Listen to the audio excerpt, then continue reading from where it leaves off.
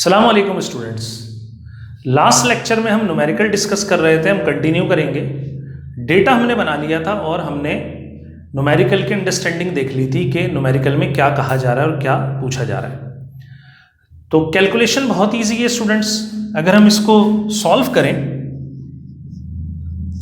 तो मैंने आपको बताया था बॉयल्स लॉ में हमने एक फॉर्मूला पढ़ा था और उसमें मैंने न्यूमेरिकल की हेडिंग डाल के मेंशन भी किया था। तो अगर आप गौर करें तो वहाँ पर मासेस थे। तो यहाँ पर मैं क्या करूँगा, क्योंकि मासेस का जिक्र है बॉयल्स लॉ में, तो मास वाला फॉर्मूला अप्लाई करूँगा। और वो फॉर्मूला था P1V1 over M1 equal to P2V2 over M2। ठीक, अगर आप गौर करें तो मास 1 मास 2 क्या है, तो मैंने यहाँ पर आपको रैंडम बताया था। मास 1 इनिशियल है जब कोई भी गैस इन नहीं की गई, जब प्रेशर कितना है 18 एटमॉस्फेयर, और M2 वो मास है जब इस 3 kg के अंदर फोर्स कर दी गई। तो इस मास को मैं ले लूंगा M1 और M2 मुझे मालूम नहीं है। और बाय फॉर्मूला अगर गौर करें तो मेरा रिक्वायर्ड है डेल्टा M, जो हम फोर्स कर रहे हैं एयर को, और वो जब तक मालूम नहीं होगा जब तक मुझे फाइनल मास मालूम नहीं होगा M2। तो मेरा टारगेट अभी फाइनल मास है। M1 अगर गौर करें तो डेटा में गिवन है स्टूडेंट्स। तो इस एक्सप्रेशन में जो मुझे M2 दिख रहा है ये मेरा रिक्वायर्ड है। लेकिन फिर रुक जाए, P1V1 है लेकिन V1V2 नहीं है। तो हम जानते हैं कि V1V2 एग्जैक्टली V के इक्वल होगा। क्यों? क्योंकि जो सिलेंडर का वॉल्यूम होता है वही इन एक्चुअल गैस का वॉल्यूम होता है। ठीक, ये हम पिछली क्लासेस में पढ़ चुके हैं। तो आप यहाँ पर लिख सकते हैं दरअसल V1 और V2 यही V है। अगर आप इन दोनों को यहाँ रिप्लेस कर देंगे, P1 V over M1 is equals to P2 V over M2, तो V से V आपके पास कैंसिल होगा। और सिंप्लीफाइड फॉर्म में अगर आप वैल्यूज पुट करें तो P1 18 है ओवर M1 आपके पास 3 kg है, P2 21 ओवर M2। और अगर आप इसको और सिंप्लीफाई करें तो ये 3 1 जा 3 और 3 6 जा 18, तो आपके पास यहाँ बचा 6 is equals to 21 over M2, और M2 आपके पास आ जाएगा 21 ओवर 6। और स्टूडेंट अगर आप इसको कैलकुलेट करें तो 21 ओवर 6 आपके पास आंसर देगा 3.5। तो फाइनल मास आपके पास आ गया 3.5 kg। लेकिन ये आपका रिक्वायर्ड आंसर नहीं है। आपको क्या मालूम करना है, ये तो वो गैस है जो M1 के साथ मिली है, मतलब फाइनल है। इसमें M1 भी मौजूद है। गौर करें, M1 था 3 और फाइनल जो हमने फोर्स की थी उसके बाद जो फाइनल मास आया गैस का वो 3.5 kg। अब इन दोनों वैल्यूज को अगर रुक कर यहाँ आपसे डायरेक्ट पूछा जाए कि वो अमाउंट बताइए एयर का जो फोर्स इन किया गया वो कितना होगा, तो आपका आंसर यही होगा कि वो 0.5 kg या हाफ kg के बराबर होगा। लेकिन हम इसको कैलकुलेट करेंगे तो हम हेडिंग डाल लेते हैं फॉर डेल्टा M। तो हम लिख सकते हैं सिंस डेल्टा M इक्वल है M2 माइनस M1, और M2 और M1 की वैल्यू आपको नजर आ रही है। M2 3.5 kg, M1 3 kg। तो आप यहाँ पर लिख दीजिए 3.5 माइनस 3, तो आपके पास आंसर होगा 0.5 kg। मतलब जो एयर फोर्स की गई वो कितनी है, 0.5 kg। इसी तरह का न्यूमेरिकल एक पेपर में भी आ चुका है, लेकिन उसमें स्कैपिंग का जिक्र है। मतलब कि एक टैंक के अंदर गैस मौजूद थी, ओवरनाइट कुछ गैस लीक होकर बाहर चली गई। तो बिल्कुल ऐसे ही न्यूमेरिकल है, बस वर्डिंग चेंज है। यहाँ पर फोर्स इन है, वहाँ पर फोर्स आउट है। बिल्कुल इस तरह जैसे टायर के अंदर हवा भरी जाए और उतनी ही हवा निकाल दी जाए, तो दोनों का जो प्रोसीजर होगा वो सेम होगा। तो वर्डिंग चेंज करके इस न्यूमेरिकल को पूछा गया है, तो वो आपको नोट्स में अवेलेबल होगा और आपको असाइनमेंट में वो दे दिया जाएगा। तो ये हमने न्यूमेरिकल करा। हम मजीद आगे बढ़ते हैं किसकी तरफ, अपने नेक्स्ट टॉपिक की तरफ जो गैस लॉ से ही रिलेट करता है, और स्टूडेंट वो है चार्ल्स लॉ।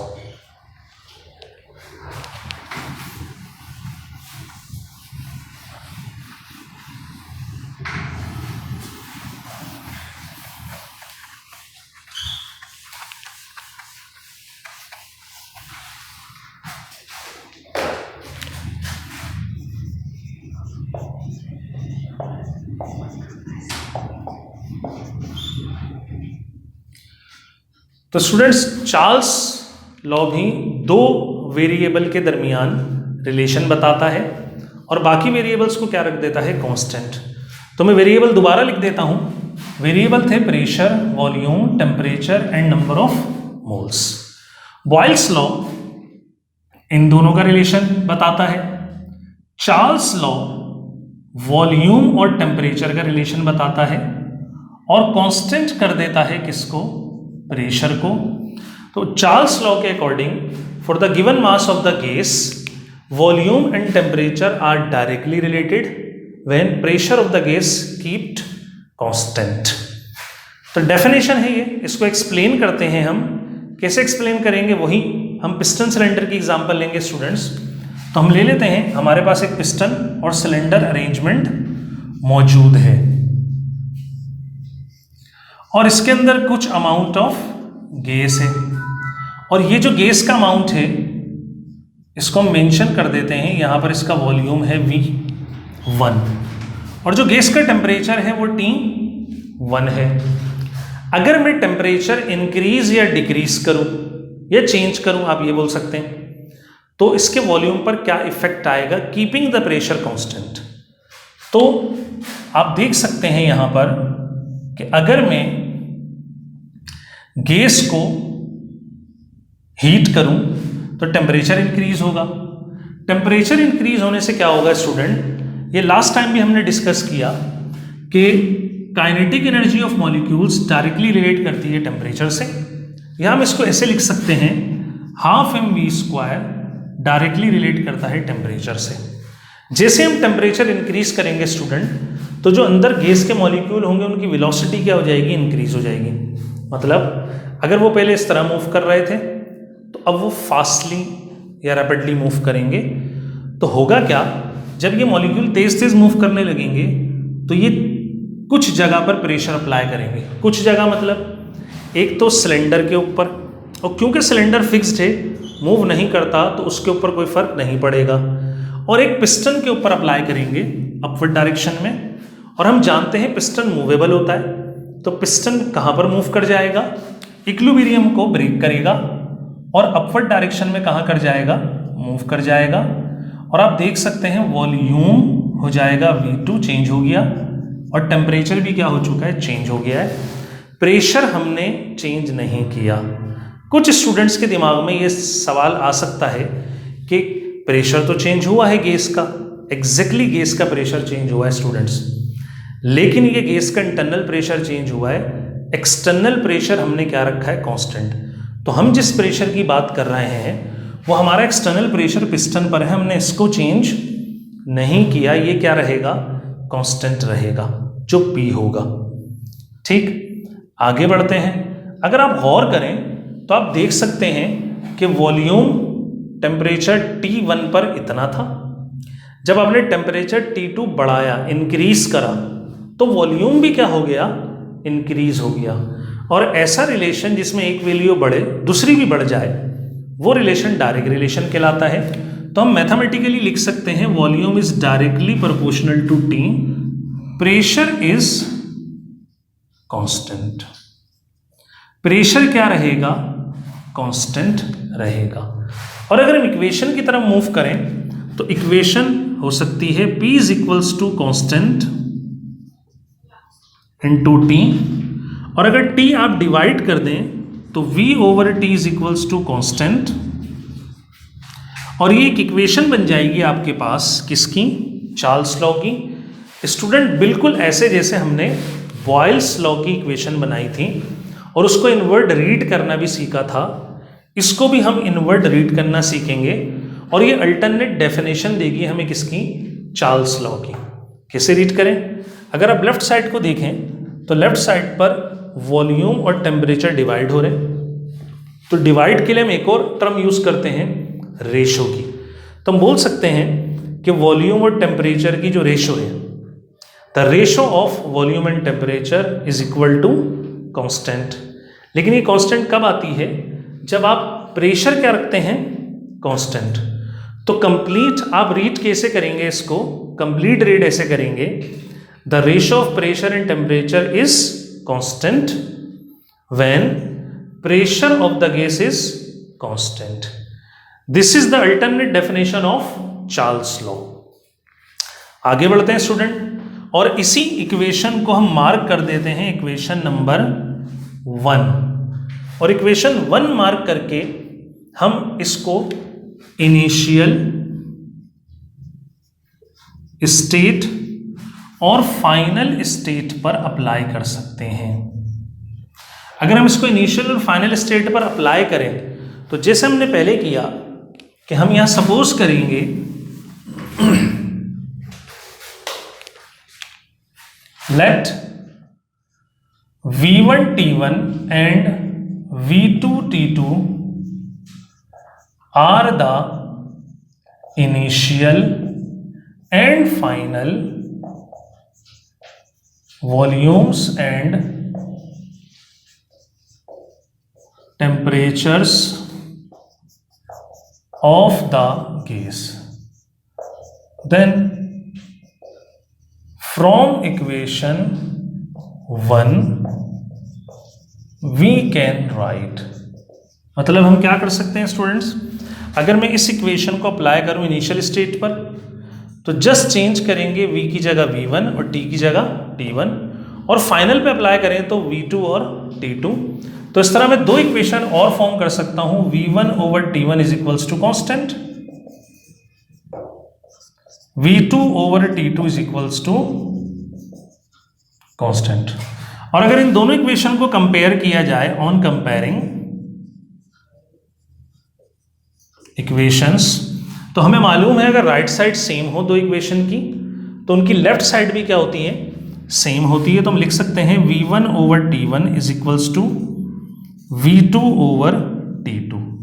तो ये एक और आपके पास फॉर्म आ गई चार्ल्स लॉ की जिसके अंदर इनिशियल और फाइनल स्टेट्स या कंडीशंस मौजूद हैं. फिर दोबारा यहाँ रुक के स्टूडेंट वही बात एक्सप्लेन करूँगा क्योंकि आगे भी इसका जिक्र आएगा कि इन दोनों इक्वेशन की रिटन फॉर्म डिफरेंट है but the meanings are same. इनका मतलब एक ही है. ये क्या बोल रही है, ये बोल रही है ratio of volume and temperature constant होता है, और ये क्या बोल रही है कि इनिशियल रेशियो वॉल्यूम टेम्परेचर का फाइनल रेशियो के इक्वल होता है. ये मैंने आपको बॉयल्स लॉ में भी एक्सप्लेन किया था. अगर रेशियो या प्रोडक्ट कांस्टेंट है तो उसका दूसरा मतलब यही है कि इनिशियल रेशियो या प्रोडक्ट और फाइनल रेशियो या प्रोडक्ट क्या होते हैं, सेम होते हैं. ठीक, चार्ल्स लॉ मैथमेटिकल एक्सप्रेशन तो यहां पर कवर हो गया. अब हम चलेंगे इसकी ग्राफिकल रिप्रेजेंटेशन की तरफ. इसका ग्राफ कैसे बनेगा, जैसे हमने बॉयल्स लॉ का स्टूडेंट्स ग्राफ बनाया था बिल्कुल ऐसे ही हम चार्ल्स लॉ का ग्राफ बनाएंगे.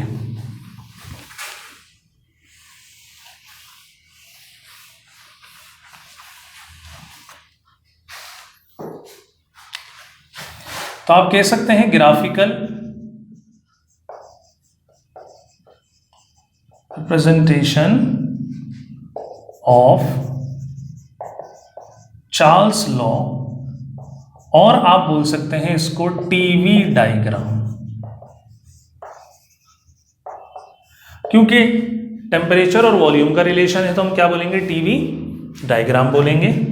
यहां पर एक्स एक्सिस को नेगेटिव साइड पर भी ड्रॉ किया जाएगा, इसलिए वाई एक्सिस तो मैंने एज इट इज लिया, एक्स एक्सिस को मैं पॉजिटिव और नेगेटिव बोथ साइड पर ले लूंगा, और एक्स एक्सिस पर टेम्परेचर प्लेस करेंगे और वाई एक्सिस पर स्टूडेंट्स क्या प्लेस करेंगे, वॉल्यूम प्लेस करेंगे. और जैसे कि मैंने आपको पहले बताया था कि जो डायरेक्ट रिलेशन होता है उसका ग्राफ स्ट्रेट लाइन होता है, जो इनवर्स रिलेशन होता है उसका ग्राफ कर्व होता है. तो अगर मैं दोनों पॉइंट को यहां कंसीडर करूं, एक पॉइंट ये जो है V1 T1, और अगर वॉल्यूम बढ़ा दूं तो साथ साथ टेम्परेचर भी क्या होगा, बढ़ेगा, तो ग्राफ मेरा ऊपर की डायरेक्शन में मूव करेगा. और आप देख सकते हैं स्टूडेंट अगर ये ग्राफ ऐसे मूव कर रहा है अपवर्ड डायरेक्शन में, तो अपवर्ड डायरेक्शन में वॉल्यूम भी बढ़ रहा है और राइटवर्ड भी जा रहा है तो टेम्परेचर भी इंक्रीज हो रहा है. और अगर आप डाउनवर्ड आएंगे तो वॉल्यूम कम होगा क्योंकि डाउन आ रहा है, और क्योंकि बैक भी हो रहा है तो टेम्परेचर क्या हो जाएगा, कम हो जाएगा। तो अब इसको आप एरो से शो कर सकते हैं अप एंड डाउन, लेकिन क्योंकि हम स्पेसिफिक नहीं हो रहे कि ये कंप्रेस हो रहा है या ये एक्सपेंड हो रहा है, तो हम जर्नली इसको सिर्फ लाइन से शो करेंगे। ठीक, ग्राफ तो बिल्कुल इजी है, और अगर इसको इंटरप्रेट किया जाए जैसे बॉयल्स लॉ को किया था तो बहुत आसान है। आप क्या करेंगे, दोनों पॉइंट्स पर जो हमने पॉइंट मार्क करें, दो परपेंडिकुलर ड्रॉ करेंगे, एक्स पर और एक वाई पर, जैसे हमने बॉयल्स लॉ में किया था यहां भी कर लेते हैं। एक परपेंडिकुलर ड्रॉ करा एक्स एक्सिस पर और एक वाई एक्सिस पर। एक्स एक्सिस पर क्योंकि टेम्परेचर है तो यहां पर आपके पास टेम्परेचर की रीडिंग आएगी T1 और वॉल्यूम आएगा यहां पर V1। और अगर यहां पर हम रीडिंग कैलकुलेट करना चाहें तो यहां पर भी आप दो परपेंडिकुलर ड्रॉ करें एक्स और वाई एक्सिस पर, तो आप देख सकते हैं स्टूडेंट्स कि टेम्परेचर इंक्रीज हो गया, ठीक, और वॉल्यूम भी क्या हो गया, इंक्रीज हो गया। और टेम्परेचर के बढ़ने से अगर वॉल्यूम बढ़ जाए तो ये रिलेशन क्या कहलाएगा, डायरेक्ट रिलेशन कहलाएगा, जो हमने चार्ल्स लॉ में स्टडी किया है। ठीक, लेकिन इस चार्ल्स लॉ में एक और पॉइंट भी मौजूद है। वो क्या है, अगर हम इस ग्राफ को बैकवर्ड डायरेक्शन में मूव करें और कट करवा दें एक्स एक्सिस पर, गौर कीजिए स्टूडेंट, स्ट्रेट आना चाहिए ये, तो ये अगर स्ट्रेट बिल्कुल आकर, ठीक है, एक्स एक्सिस पे कट करें और यहां पर आने के बाद इस पॉइंट पर अगर मैं आपसे वैल्यूज पूछूं वॉल्यूम और टेम्परेचर की, तो वॉल्यूम और टेम्परेचर की क्या वैल्यूज होंगी। तो याद रखिएगा स्टूडेंट, जब आप एक्स एक्सिस पर होते हैं तो वाई एक्सिस की वैल्यू 0 होती है, और एग्जैक्टली जब आप वाई एक्सिस पर होते हैं तो एक्स की वैल्यू क्या होती है, 0 होती है। तो अभी आप मौजूद हैं यहां पर, कहां, एक्स एक्सिस पर मौजूद हैं, तो यहां पर एक्स एक्सिस की वैल्यू तो होगी, लेकिन वाई एक्सिस की वैल्यू कितनी होगी, 0, मीन्स V 0 होगा, और टेम्परेचर की कोई ना कोई वैल्यू होगी, और वो वैल्यू -273 केल्विन होगी। अब माइनस क्यों लगाया, क्योंकि आप देख सकते हैं ये पॉइंट एग्जिस्ट करता है towards the negative side of x axis, x axis की नेगेटिव साइड पर, इसलिए जो भी टेम्परेचर होगा वो नेगेटिव होगा। मतलब ये वो टेम्परेचर है किसी गैस के लिए जिस पर उस गैस का वॉल्यूम क्या हो गया, 0 हो गया। इसलिए इस टेम्परेचर को एब्सोल्यूट 0 कहा जाता है, या एब्सोल्यूट 0 टेम्परेचर कहा जाता है।